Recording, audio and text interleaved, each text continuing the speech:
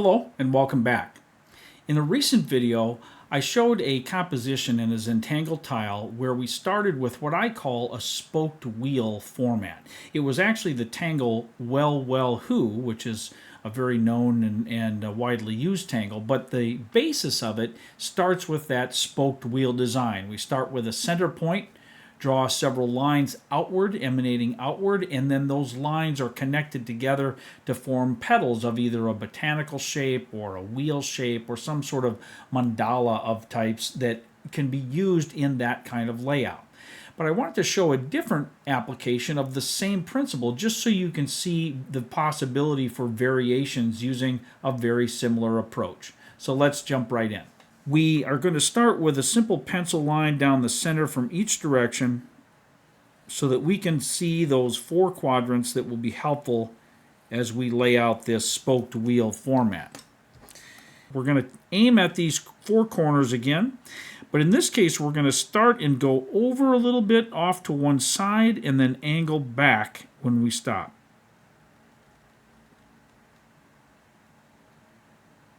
Just like that. And now we'll do the same thing to all four corners, angling over and coming up to our point there near the corner.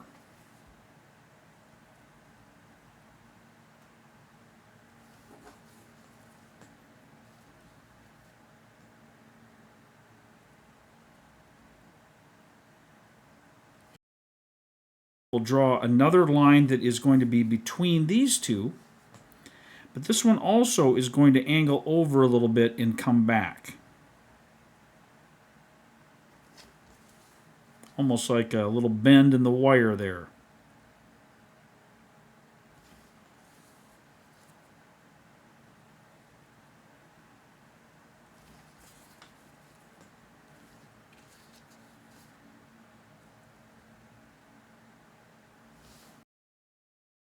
And now we're going to do one additional. We're going to go right between these other shapes that we've created with the long one on the left side, I guess, to start with. We're going to go up straight and then straight over and connect it to this other line that we've drawn already. And we'll do that very same thing to all of these lines. We'll go up and straight over.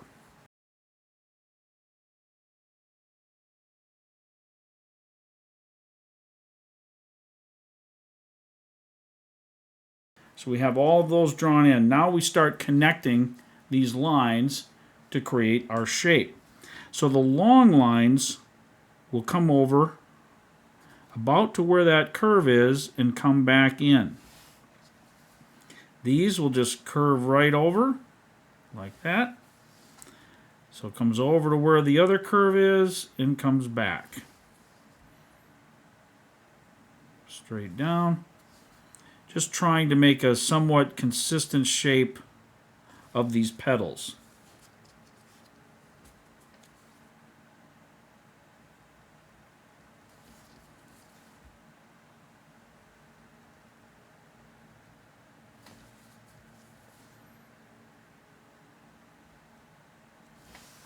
And now we're going to draw an aura around the outside of the longest petals.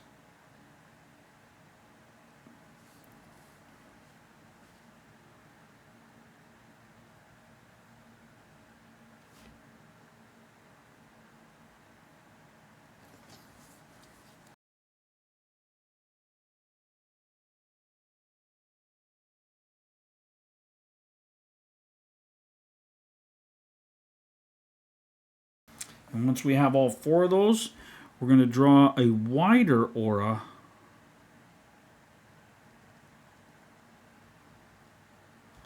and then draw connecting lines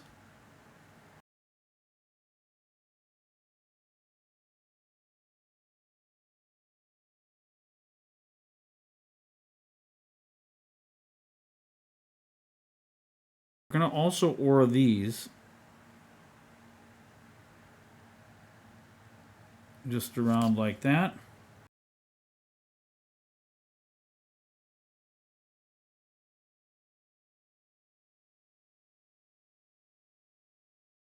or of these little shapes.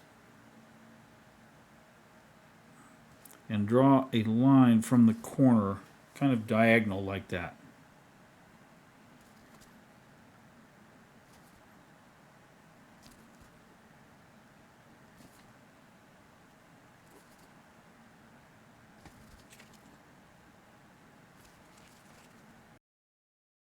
In the center, just draw an orb,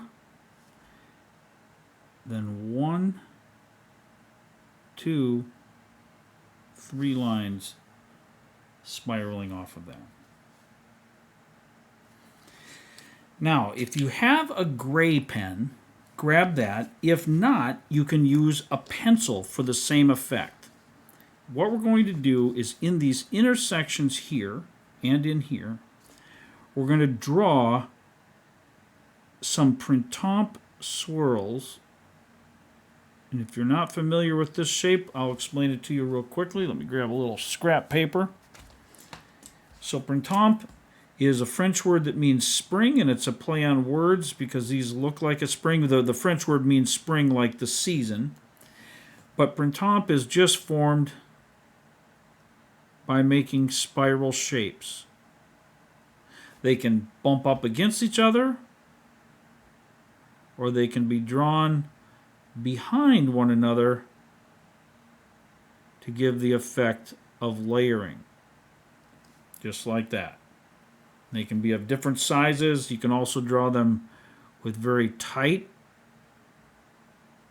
spirals or with very loose spirals.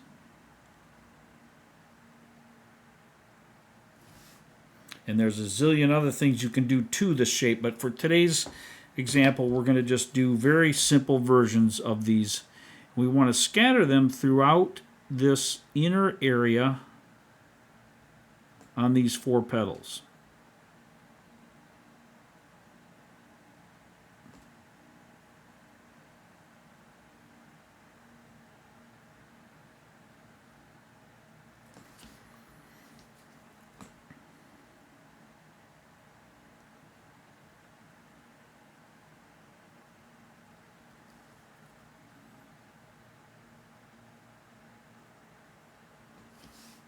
Okay, just do the same thing.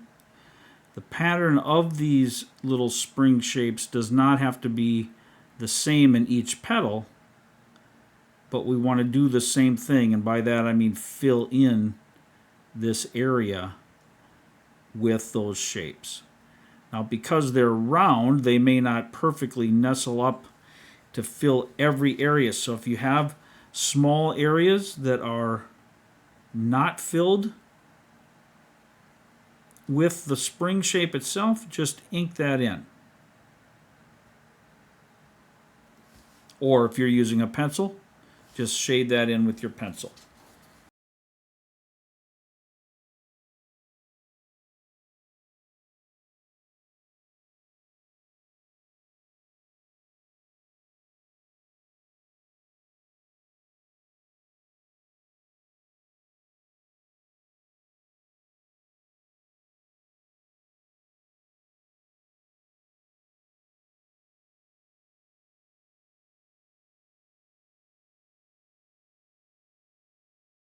By using a gray pen or your pencil, you're going to create a piece of art, or you're going to create a pattern that fades more easily into the background and doesn't become the central focus of this tile.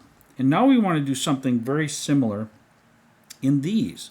So as you're looking at it, we'll just do the little spring or Printemps shapes here on the left. Now if they slightly overlap the right, that's totally fine.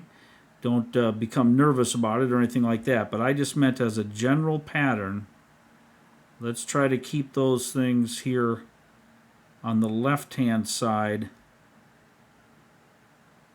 of that shape, and do the same thing of inking in areas where the Printemps are not seen, just as it pertains to that left side. Kind of, if you will, stopping along a center line there. An imaginary line. We don't actually have a line there, of course.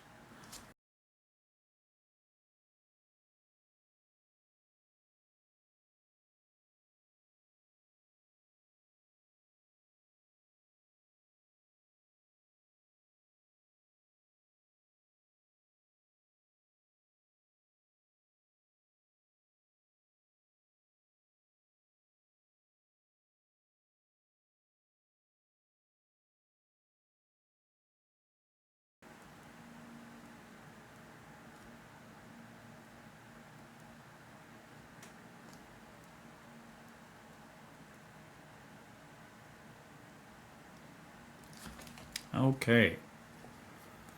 So there we have that. And now let's take our pencil or our gray pen, if you're still working with that, and add just a little bit of color, so to speak, to the inside of that little shape that we made diagonal, and then also a little bit of a line across the bottom here.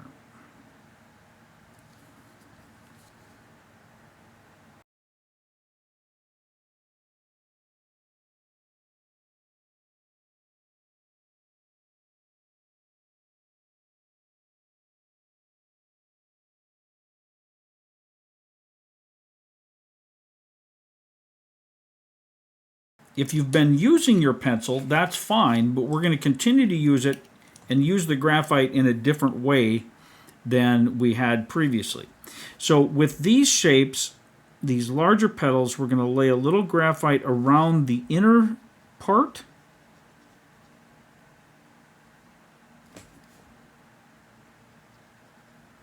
And also along these lines that we created.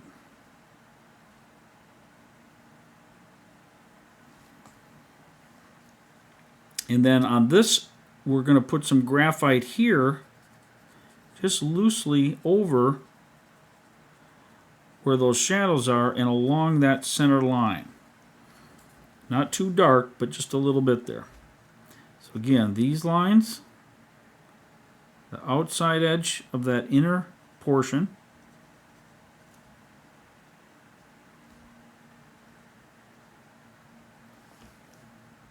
and then just a little bit on these lines. And then on the shorter petal, we add a little bit of graphite, just some little scribbles along that leftmost, or the right side of the left edge, and then just a tiny bit down the center line there.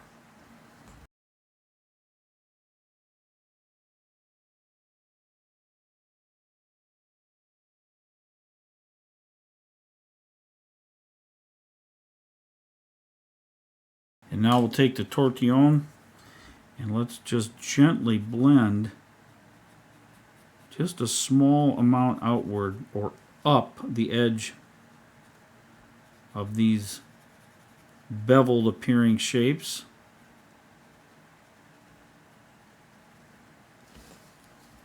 And as far as it appears here, now if you've used pencil, you want to be careful not to blend your entire pencil area.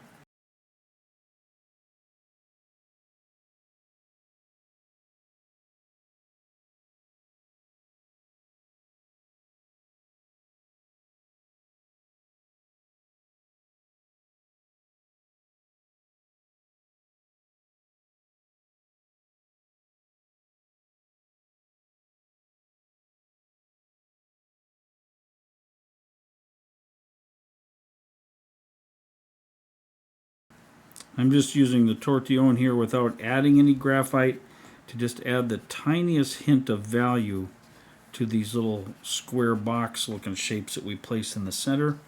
And I'm also going to put a little bit of graphite here in my center and just add some value there as well. And I'm going to use my gray pen and add just a little bit along that inner edge where the shaded part overlap.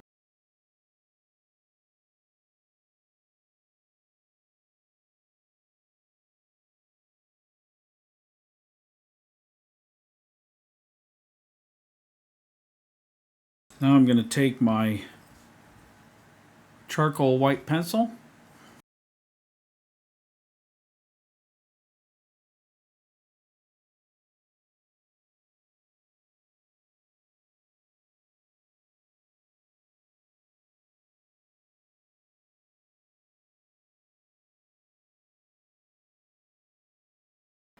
So some of the footage that I had recorded during this drawing was unusable. And so I wanted to just quickly explain something here at the end.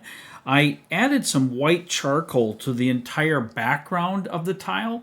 Instead of a drop shadow, I wanted to add some sort of texture looking thing so that it wouldn't just be a simple gray pattern in the background. And I just used a charcoal pencil and sort of lightly scribbled all around there, but I didn't blend it much because I wanted some of those little streaks and imperfections to give it more of a texture into the background. So that being explained, this is what our finished tile looks like for today. But I also wanted to show you something else. So if I scoot, let me zoom out here and scoot this one over to the side. This is the one that we did the first day.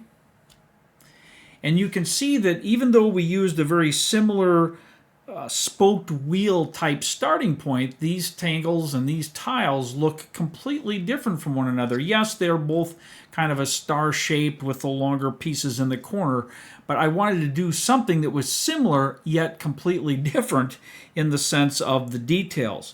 Now, I did 2 or 3 additional tiles I want to share with you, but they're using the exact same spoked wheel process, but I wanted to show you how completely different it can look. So if we see here, this one, it's almost like a floral look, but what I did on purpose is each of the 4 longer petals I turned into different kinds of wood. Just a piece of wood, some overlaid wood there, a little different pattern here, and then this could either be wood or some straw bundled together, I guess, and then just tried to duplicate those here. I'll lay this down, zoom in so you can get a little better look at it.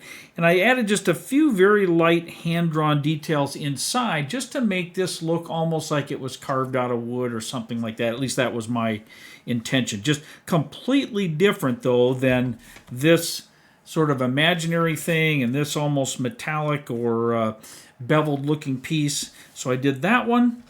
I also did this one, which is, again, the same spoked beginning, but I just joined together those lines in a different pattern so that it looks completely different than these other ones. And then, of course, I added some embellishments and some shading and some details to it to highlight that, and using a few different tangles within this. And then I even had time to do one last one where I added a bunch of color to it, but you can see here, these all have a completely different appearance in terms of the star shape or the pattern, but they were drawn using the identical principles of that spoked wheel beginning. It just depended what my initial lines were and what I did with them afterwards. So if I zoom out, we'll get a kind of a bird's eye view here of all of these. I'll put them in the order that we did them here, just so you can kind of see what's going on. But that is just an example of what is possible using that technique. So I hope that you've enjoyed drawing with that the last couple days, and just by maybe looking at these, it'll give you some ideas of what kind of things you could try. And if you'd like, let me know in the comments, and I can present some additional options in the future, or even show you how I did some of these, if that is something that is of interest. Otherwise, I will continue on with my normal programming, as they say, and we'll go from there. But thank you again so much for joining me, and I hope that you enjoyed watching and or drawing along with me if you did, and I appreciate that so much, and hope that you all have a great day. Take care now. Bye-bye.